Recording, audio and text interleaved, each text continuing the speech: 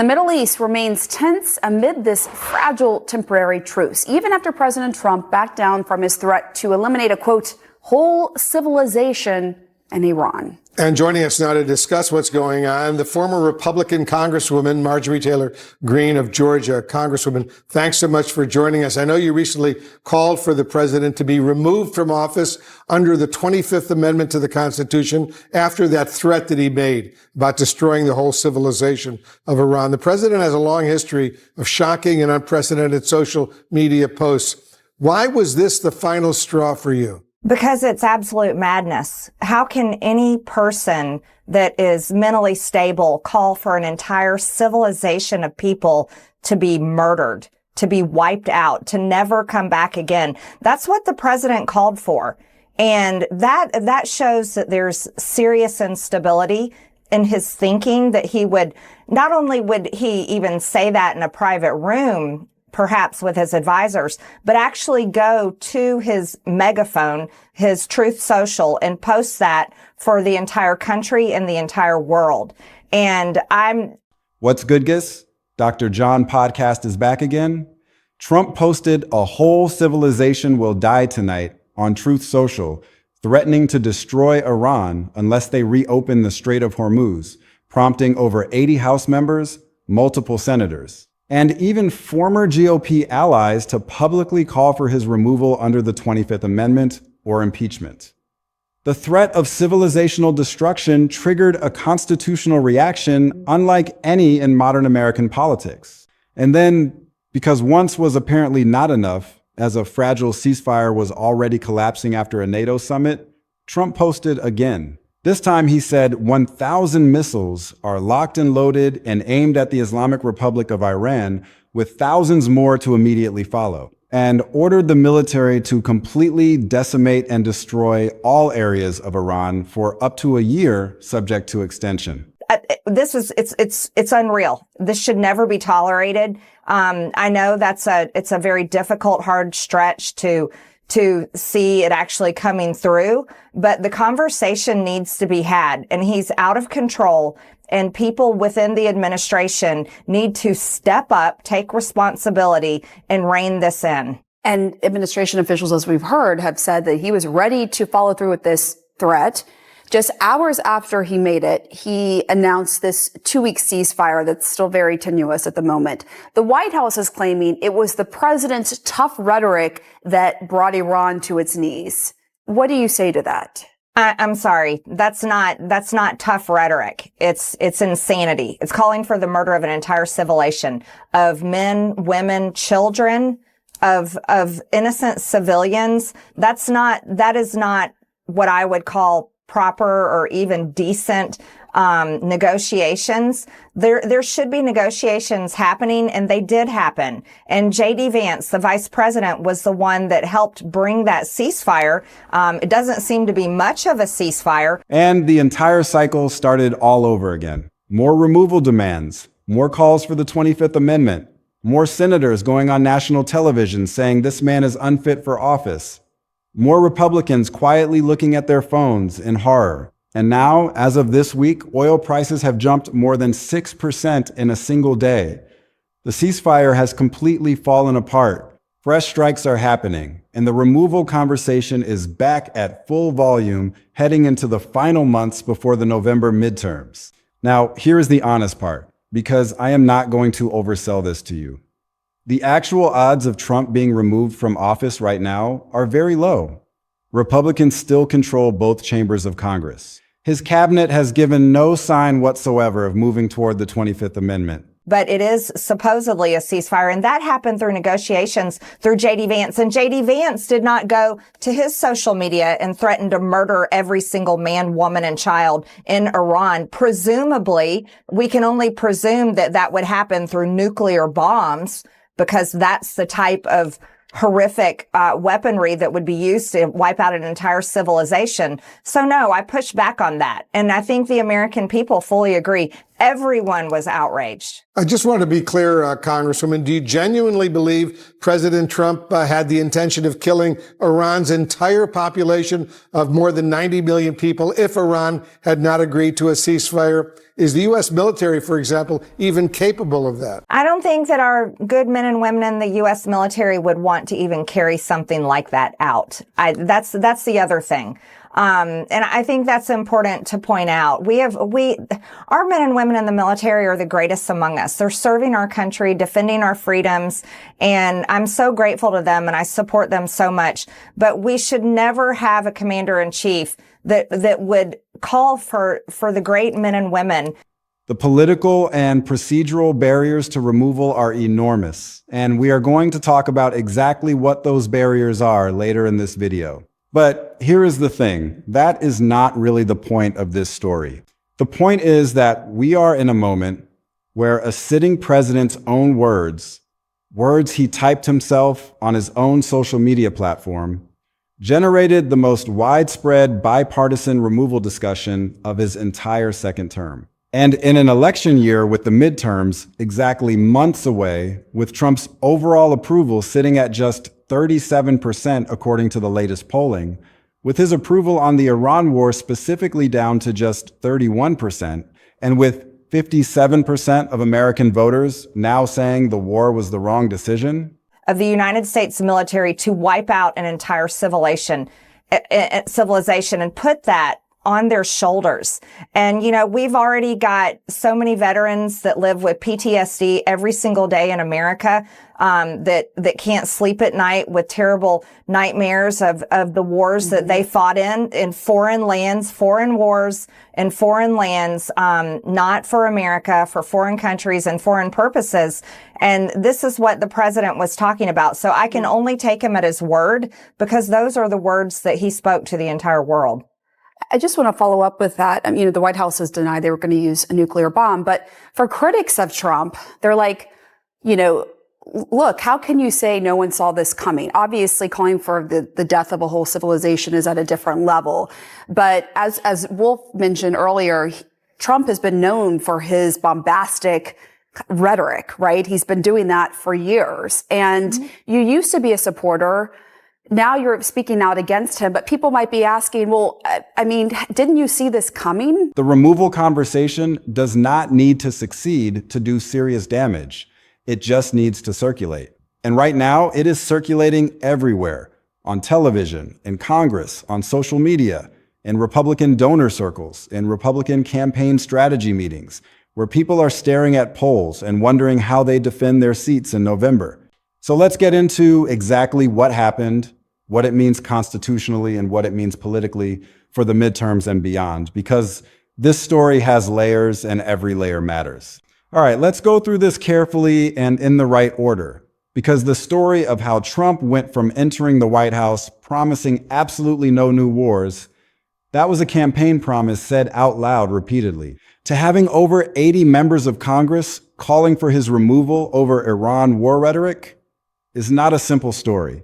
Well, I've always been a supporter of President Trump for the policies. That's what I cared about. But once he became president, he changed his policies. What we campaigned on was no more foreign wars. And President Trump said he was going to be the peace president. Well, he's gone from being the peace president to the war president. And I don't support that at all. I'm not offended oftentimes by people's words. People on the right and the left have lots of different types of language and statements. However, it's their actions that is what I pay attention to. And the president lost my support when he covered up the Epstein files and called me a traitor and wanted to primary me because I supported women that were raped at 16 and 18 years old or 14 years old even. And I don't support the president in going to war in Iran. And what we campaigned on and what President Trump promised America was to put America first. And now we've got rising inflation, gas prices are going out of control. It has a beginning, a middle, and a rapidly developing present moment. And you need all of it to understand why these particular posts hit the way they did and why the political fallout keeps getting worse instead of better. Let's start at the very beginning of this chapter. the United States and Israel launched coordinated strikes on Iran, what the administration called Operation Epic Fury. Trump had been telegraphing this for weeks. He set a deadline telling Iran to make a nuclear deal or really bad things would happen. Iran did not fold. And so on that day, the strikes began. And here's the first critical thing to understand about absolutely everything that followed in the months since Trump went to war with Iran. Without asking Congress for permission, he did not seek a formal declaration of war. He did not request a specific authorization to use military force. He committed U.S. armed forces to combat against a foreign nation and then sent Congress a letter that did not even acknowledge the War Powers Resolution or the U.S. Constitution. Not a single word. Most presidents, even those who stretched war powers far beyond what scholars were comfortable with, at least paid lip service to the War Powers Resolution in their notification letters. They typically said they were acting consistent with the resolution. Trump's letter did not do that. It simply informed Congress that the strikes had begun and that he was in charge. Legal scholars from across the political spectrum described it as an unprecedented assertion of unilateral executive authority. The War Powers Resolution of 1973 requires the president to notify Congress within 48 hours of committing armed forces to hostilities, which Trump technically complied with. But it also bars sustained military action for more than 60 days without congressional approval. That clock started ticking on the day the strikes began. And what happened when the 60 days expired? Trump sent Congress another letter claiming the hostilities had terminated because of a ceasefire and therefore the clock had stopped. He wrote that the hostilities that began had terminated. Legal scholars immediately pointed out the massive problem with that argument. Hostilities had continued periodically throughout the so-called ceasefire period.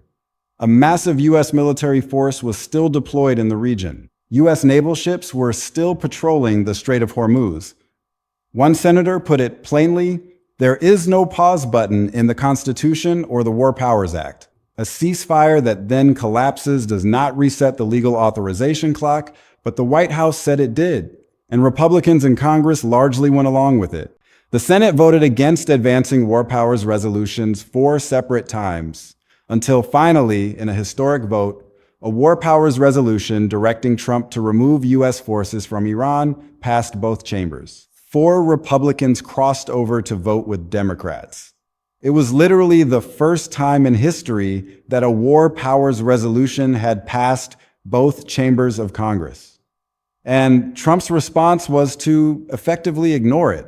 Constitutional law experts said the courts would almost certainly decline to intervene, citing what legal scholars call the political questions doctrine, leaving the war powers dispute between Congress and the president for the political branches to resolve on their own, which means Congress has to force the issue. And so far, they have not been able to. So that is the constitutional backdrop. An unauthorized war. A president claiming legal authority over the 60-day clock that most scholars say he does not have. A Senate war powers resolution he is ignoring. And Congress unable to force a resolution. And until all of that, Trump posted that a whole civilization will die tonight. Let's talk about exactly what that triggered, because the reaction was extraordinary, both in its speed and in who was involved. Within hours of the post going up, a representative from California was posting that if Congress has any life left in it, every member must be calling for Trump's removal today based on the 25th Amendment, because he is threatening the entire destruction of a civilization. A senator from Massachusetts put out a written statement calling Trump a clear and present danger who must be removed before he causes incalculable and unfathomable harm. Another senator said no president in control of his senses would publicly promise to eradicate an entire civilization. A representative from Connecticut formally filed articles of impeachment, citing Trump's threat to annihilate an entire civilization as evidence the president had blown past every requirement to be removed from office. Multiple progressive representatives all calling for removal. Former House Speaker Nancy Pelosi said, if the cabinet is not willing to invoke the 25th Amendment and restore sanity, Republicans must reconvene Congress and end the war. Another senator said Trump is unfit for office, and he certainly thinks the president should be removed. More than 80 House Democrats signed on to calls for the 25th Amendment or impeachment or both. And then came the moment that genuinely shocked political observers.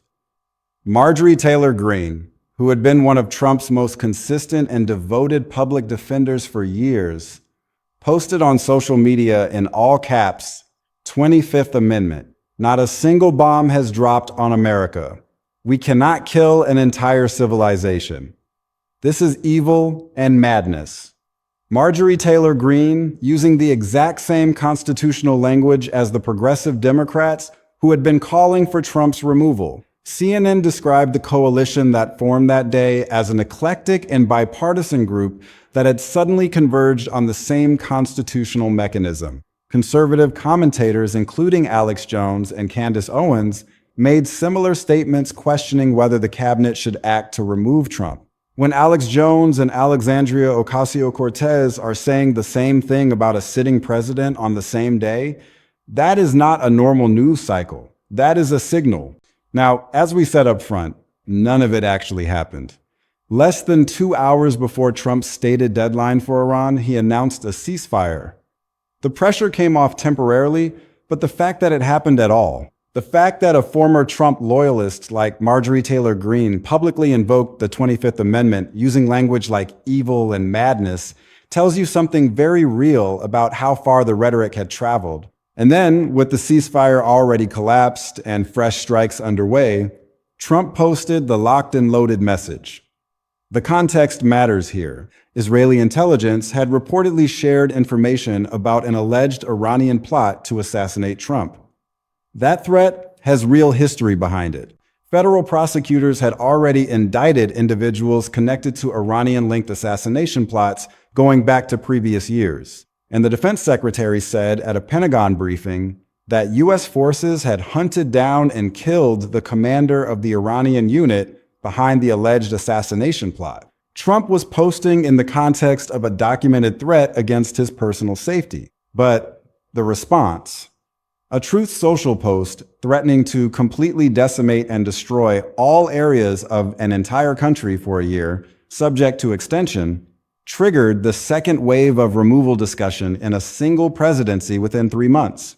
And that brings us to right now, where the latest polling shows just 31% approval for Trump's handling of the Iran war, 57% of voters saying the war was the wrong decision, and Democrats holding their strongest generic ballot advantage heading into any midterm during Trump's time in office. The nightmare news is not just that people are calling for removal, it is that the underlying conditions that generate those calls are getting worse, not better. The war is not ending. The economic costs are climbing. The political damage is accumulating. And the president's response to all of it is to post more of the same language that caused the uproar in the first place. Now, let me walk you through the war powers timeline more specifically, because the constitutional clock is absolutely central to understanding why this war is such a legal mess and why Trump's legal theory is so controversial. The War Powers Resolution sets a 60-day clock. The president can commit forces to hostilities for 60 days without congressional authorization. After 60 days, the president has to terminate the use of forces unless Congress has authorized the continuation or extended the deadline. That is the plain text of the law. On the 61st day, the president is legally required to end the hostilities. Trump's legal theory says that the ceasefire reset the clock because the hostilities terminated and then restarted. Constitutional law scholars from across the political spectrum have been almost unanimous in saying that is not how the War Powers Resolution works. There is no reset provision in the statute. There is no pause button. The clock does not stop because the shooting temporarily stops and then restarts. The law does not say that. The plain language of the statute says once the 60 days are up, the hostilities end unless Congress says otherwise. That is it. And the fact that the administration has not been willing to defend this theory in court, They have simply asserted it in letters and argued that it is a political question for the political branches to resolve. Tells you something about how confident they actually are in its legal merit. The Senate War Powers resolution that passed both chambers was a direct response to this legal theory. Congress was saying to the president, you cannot do this. You have exceeded your constitutional authority. You need to remove forces from Iran, and you need to do it now. And Trump's response was to ignore it. That puts the constitutional dispute in a unique posture. The president is openly defying a congressional resolution passed by both chambers directing him to end a war. And the courts are very likely to refuse to intervene, leaving the dispute in a kind of constitutional standoff that has no clear resolution within the existing legal framework. The second layer of this story is the economic dimension. Because the war is not just a constitutional problem, it is an economic problem that is becoming more acute every single day. The Strait of Hormuz is one of the most critical choke points in the global oil supply chain. Approximately 20% of the world's oil passes through that narrow waterway every single day. When Iran began threatening to close it in response to U.S. strikes, oil markets reacted immediately. Prices spiked, and they have remained elevated ever since. The economic impact is not abstract. It shows up at the gas pump. It shows up in shipping costs. It shows up in the price of everything that moves through the global supply chain. And as we head into the midterms, voters are feeling that cost directly. When Trump posted about the entire civilization dying, and then later about 1,000 missiles locked and loaded, oil markets reacted. The price of crude jumped more than 6% in a single day following the locked and loaded post. That is real money coming out of real people's pockets because of presidential social media posts. This is wild. The economic costs of the war are compounding the political costs of the war. And both are feeding into the removal conversation in ways that are hard to overstate. When voters are paying more for gas, and the president is posting about civilizational destruction, the question of whether this person is fit for office is not just a constitutional debate. It is a kitchen table economic issue. The third layer is the political fallout, which is the most immediate and tangible effect of everything we have been discussing. The removal conversation is not going to succeed in the procedural sense, but it does not need to in order to do serious damage. Every time a member of Congress says the president should be removed, it becomes a clip. Every time a cable news host debates whether the 25th Amendment should be invoked, it becomes a segment. Every time a conservative commentator like Candace Owens or Alex Jones says the cabinet should act, it becomes a headline. And every time any of that happens, it makes it easier for the next person to say the same thing. That is the circulations. The political damage is cumulative. The constant stream of removal discussion normalizes the idea that the president is unfit for office. It makes it easier for voters to believe that something is seriously wrong. It makes it harder for Republican incumbents to defend the administration's war policy on the campaign trail. And it makes it more likely that other Republicans who are currently staying quiet will eventually feel compelled to speak up as the political environment shifts beneath them. The midterms are the ultimate test of this dynamic. Voters are paying attention. The polls are showing a Democratic advantage that is historically large for this stage of an election cycle. And the war is the single biggest issue driving that advantage. Now, let me also address something that I know people are thinking when they hear this story. People often ask why Congress does not just cut off funding for the war if they disagree with it. The answer is that cutting off funding for troops in combat is politically very difficult. Even members who oppose the war are reluctant to vote against funding for American service members who are actively in harm's way. And the administration knows this. It is part of the political calculus.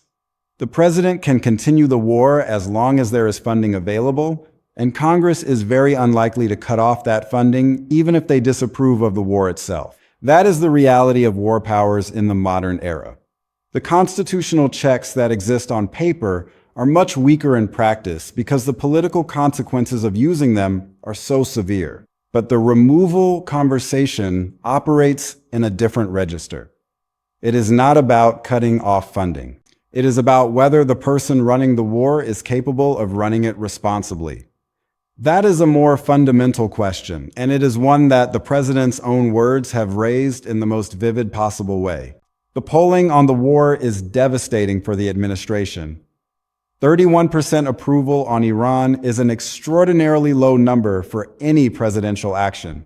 57% of voters saying the war was the wrong decision is a clear majority that crosses party lines. And when you combine those numbers with Trump's overall approval sitting at just 37%, you get a picture of an administration that is deeply underwater heading into a midterm election, where the war is going to be a central issue. Democratic candidates are going to run on the war.